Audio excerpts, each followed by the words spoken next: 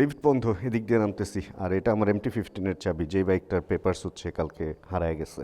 এই ঘটনা আপনাদেরকে শোনাবো, তার আগে চলেন সিঁড়ি দিয়ে নিচে নামি। কয়তলা থেকে নামতেছি নিজেও জানি না। ভাবলাম হেলমেট পরে সিঁড়িতে নামার একটা ভ্লগ করি, দেখতে কীরকম লাগতেছে কে জানে। অন্ধকার অন্ধকার সিঁড়ি, লিফট বন্ধ, অ্যান্ড আমি অন্ধ, মানে কীরকম যেন অন্ধ অন্ধ লাগতেছে হেলমেট পরে।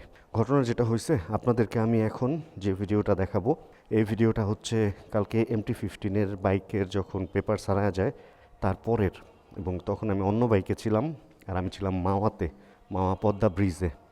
চলেন ওই ফুটেজটা দেখি, তারপরে আমরা বাকি আলাপ করি। ও মাই গড, এখন যখন ভিডিও শুরু করছি তখন সময় কয়টা দেখতে হলে আমার এখানে পানি চেঞ্জ করতে হবে, পানি মুছতে হবে 5:56। আমার 5টার সময় থাকার কথা ছিল হচ্ছে যেখানে যাইতেছি সেইখানে। আমি যাইতেছি মূলত ভাঙ্গা ভাঙ্গা, আসলে ঠিক ভাঙ্গা না, এটারে বলতে পারেন যে কি যেন নাম, মাদারীপুর।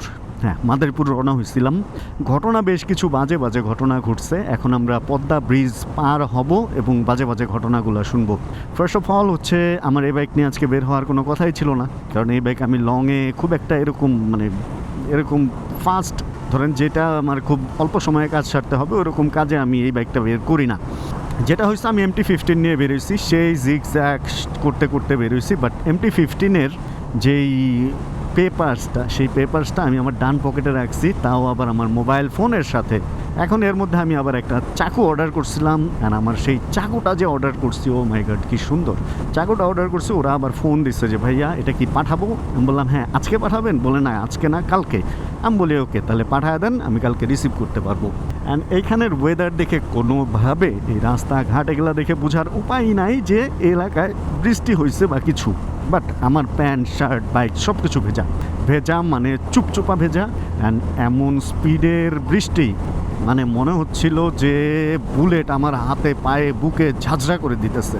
তো যাই হোক, MT-15 নিয়ে বের হয়ে যে ফোনটা ধরতে গেছি, আমার বেশ কয়েকটা ফোনই আসছে। এর মধ্যে আমার MT-15-এর পেপার গন, MT-15-এর পেপার আমি হারায় ফেলছি। অ্যান্ড আমার MT-15-এর পেপারটা হারাইছে আমার বাসার আশপাশে কোথাও। আমি যখন বুঝতে পারছি যে আমার ফোনের সাথে আমার MT-15-এর পেপার ছিল অ্যান্ড সেই পেপার আমি হারায় ফেলছি, তখন আমি আবার ব্যাক করি। কোন জায়গা থেকে? রমনা পার্কের এখান থেকে ব্যাক করি। ব্যাক করে গিয়ে ওই রাস্তা তন্ন তন্ন করে খুঁজি। 2টা দোকান ছিল যেখানে যেখানে ফোন বের করছি ওদেরকে জিজ্ঞেস করি, বাট কেউ কোনো হদিশ দিতে পারে না।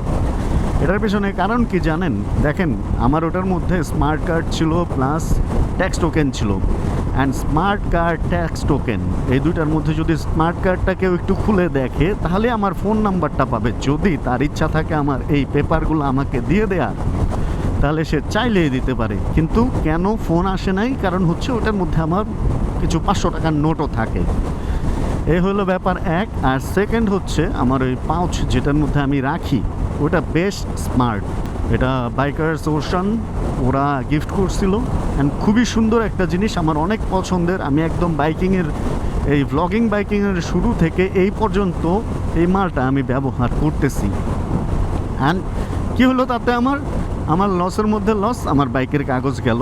যাক, পুলিশে ধরে নেই, এটা ভালো। দেন বাইকটা বাসায় রাখলাম, বাইকটা বাসায় রেখে এই বাইকটা নিলাম। অ্যান্ড এই বাইকটা নিয়ে তারপরে হলো আমি আবার বের হইলাম। অ্যান্ড এই বের, সেই বের, ওই বের, অমুক বের, তমুক বের, বের হয়ে দেন এই ক্যামেরা বের হয়ে দেন এই বাইক নিয়ে আসতে যায় যখনই জাতীয় ঈদগাহ মানে হাইকোর্ট পার হইতেছি, তখন আকাশ এমন কালো হইল ভাই, আমি আর কি ভিডিও করব? আমার এক হলো MT-15-এর কাগজ হারানোর বেদনা। এখন যে ফুটেজটা দেখতেছেন এটা হচ্ছে ওই ঘটনার পরের দিনের ফুটেজ। অ্যান্ড আসলে আমি এই ভিডিওগুলা যখনই করতেছি, এটা হচ্ছে ঈদের একদম আগের যেই ঘটনাগুলা, ঈদের পরে যদিও আপনারা হয়তো বা দেখতেছেন, বাট ঈদের আগের। অ্যান্ড এই টাইমটা আসলে থানায় যাওয়া বা এই এগুলা করা মানে আমার কাছে খুব পেইন লাগতেছে। তো পেপার যেহেতু হারাই গেছে, আমি যেটা চিন্তা ভাবনা করতেছি আমি 2 থেকে 3 দিন দেখবো। কারণ হচ্ছে আমার ওইখানে যে অ্যাড্রেসটা দেওয়া আছে ওইটাও মিরপুর 60 ফিটের। অ্যান্ড আমার যে স্মার্ট যে কার্ডটা, ওই কার্ডের মধ্যে যে ফোন নাম্বার দেওয়া আছে ওইটা আমার পার্সোনাল ফোন নাম্বার। এই হলো ব্যাপার। এখন আমার কাছে যে জিনিসটা সবচেয়ে বেশি খারাপ লাগতেছে সেটা হলো আমার ওটা একটা খুব সুন্দর পাউচের মধ্যে ছিল MT-15 এই পেপারসটা, ওটা আমি সবচেয়ে বেশি মানে সুন্দর পাউচটায় রাখছিলাম। অ্যান্ড এটাই আমার একমাত্র বাইক যেটা হচ্ছে স্মার্ট কার্ড হয়ে গেছে। অ্যান্ড এটার সাথে যে ট্যাক্স টোকেনটা ছিল সেটা হলো করা ছিল, আরে কালী বিল্ডিংয়ের রাস্তা কাটা, ওই ট্যাক্স টোকেনটাও লেমিনেটিং করা ছিল। তো বৃষ্টি মেঘে কিচ্ছু নষ্ট হওয়ার মতো না, যে কেউ পড়তে পারবে। ইভেন আমার যেই ব্লু বুকটা ওইটাও একটা কভারের ভিতরে, অ্যান্ড কোনোভাবেই নষ্ট হওয়ার কোনো রকম কোনো ওয়ে নাই। তো যেই পাক বা না পাক, এটা ইজি একটা ব্যাপার যে আমার ফোন নাম্বারে একটা ফোন দিয়ে চাইলে আমাকে বললে আমি যাই নিয়ে আসবো।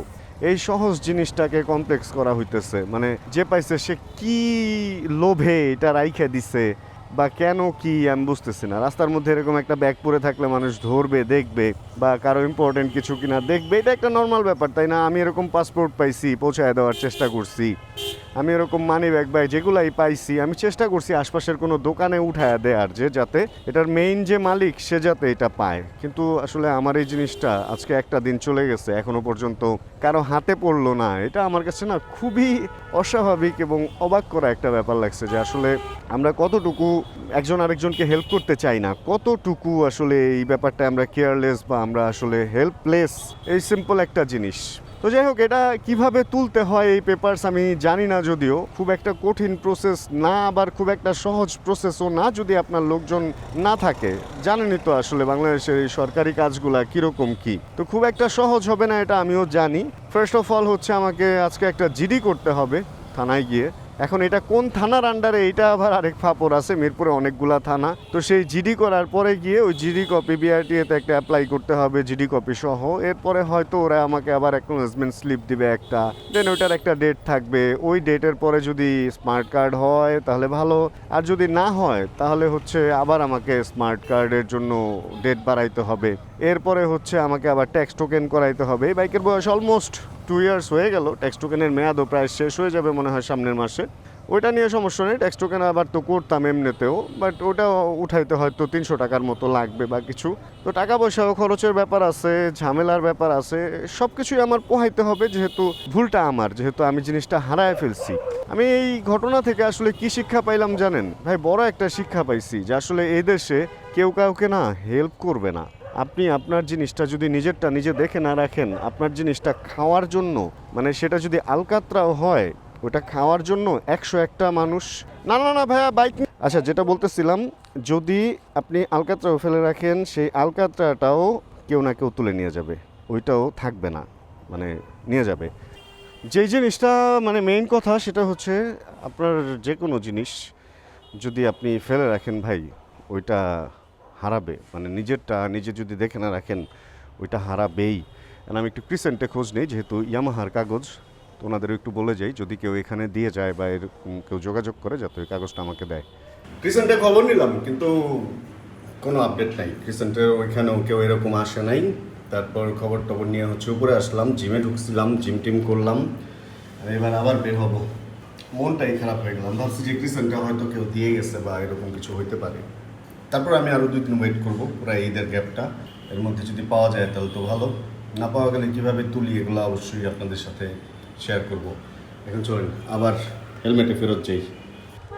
কোনে যাব কোনে, মনের দুঃখে বনে, না মনের দুঃখে বনে যাব না, এখানেই থাকবো। কিন্তু কালকে বৃষ্টিতে ভিজে যে আমার ডিজেআই এর সাউন্ড প্রবলেম করলো, এই ব্যাপারটা তো মানতে পারতেছি না। এখন হঠাৎ করেই মনে পড়লো, প্রথম অর্ধেক রেকর্ড হয়েছে আর অর্ধেক ফুস বাতাস, আরে কি অবস্থা। এটা আসলে একটা ব্যাপার আছে, আমার হচ্ছে এইটার যে মাইকের যেই USB-C টাইপ যেই পোর্টটা, পিনটা আর কি, পোর্ট তো ক্যামেরায় আমি যত্নেই রাখছিলাম, আরে wow wow wow wow wow. And ওইখানে যেটা ঝামেলা হয়েছে ওই পিনটা আর কি, ওইটা ভিজতেছিল, অ্যান্ড মেবি পানি ছিল, আর পদ্মা ব্রিজের বাতাসে ওই পানিটা মেবি বের হয়ে কোনো একটা ক্যামেরার কানেকশনে বা কোনো জায়গা থেকে ডিসকানেক্ট হয়ে গেছে। যাই হোক, এটা যদি একদিনের প্রবলেম হয় বা পানির প্রবলেম হয়, এখন যদি ঠিক হয়ে যায় তাহলে তো ভালো, আর যদি কোনো কারণে ঠিক না হয় তাহলে ডিজেআই নিয়েও সেম প্রবলেম যেটা গোপ্রোতে ফেস করছি, এরকম হুট করে যদি সাউন্ড না আসে।